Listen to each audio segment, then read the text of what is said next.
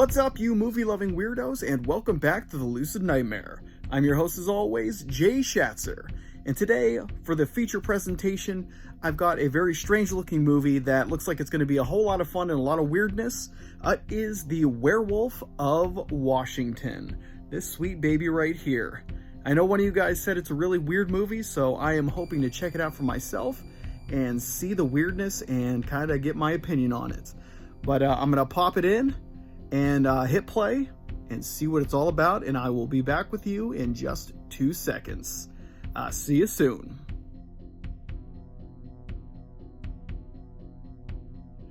And hey guys, the credits have just rolled on the Werewolf of Washington, and this is a really weird one, but it's very fun. It's got a lot of political satire in there, and I would say it's mostly a comedy, kind of like almost spoof of the horror genre mixed with politics. A lot of tongue-in-cheek stuff in there. Just it's a really ridiculous, loony kind of flick. Yeah, it's got definitely the 70s vibe because it was made in '73. Dean Stockwell does an amazing job as the main guy. He's pretty much a journalist who gets hired to be a writer, a speech writer for the president. But before all that, yeah, let me just tell the story. It's so crazy. He gets bitten by a wolf in Hungary, I believe, and he comes back to the States and gets a job with the president, and he pretty much just is a werewolf now, so he's just attacking people. He sees the pentagram on people's hands and pretty much sees his next victim.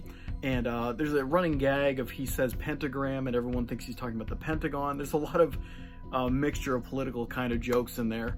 But the beginning of the movie starts off saying that it's the director speaking. He's saying that he was traumatized as a child from 2 things.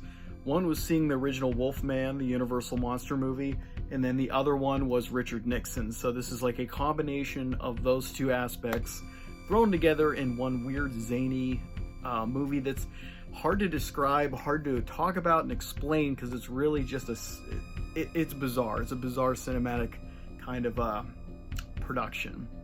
But yeah, that's the gist of it, is that he pretty much is just killing different cabinet members and people that he's affiliating with, and he's trying to tell the Attorney General about that he's a werewolf. He won't believe him. He's trying to tell the president. He won't believe him. He's trying to tell the president's daughter, which he has like an affair with, and she won't believe him. But it's very, very interesting and strange. And yeah, it was very enjoyable and entertaining because you really didn't know where the hell it was going to go. Had the same familiar kind of vibe of the Wolfman, the Universal Monster movie. But just with that political weirdness injected into it as well. Yeah, I recommend it, and I had the Kino Lorber release, so I recommend anyone want to pick that up if you want to see something just very off the wall kind of cinema. Like, I never really knew too much, or I didn't know anything about this movie until watching it prior, so it was kind of just my fresh take on it for seeing it for the first time, and I enjoyed it. Very, very weird.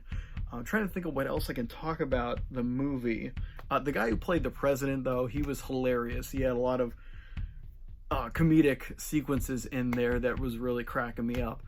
He was just kind of in denial of him being a wolf man and just wanting to think the best of his friend, the speechwriter. But yeah, it's definitely a movie that is interesting and one that is off the wall. But yeah, The Werewolf of Washington, pretty fun stuff and pretty enjoyable, and definitely had a good time with this one.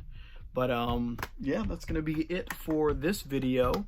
Hope you like that, and I hope you like what I'm doing here. If you do, leave a comment below, and if you haven't subscribed yet, please subscribe.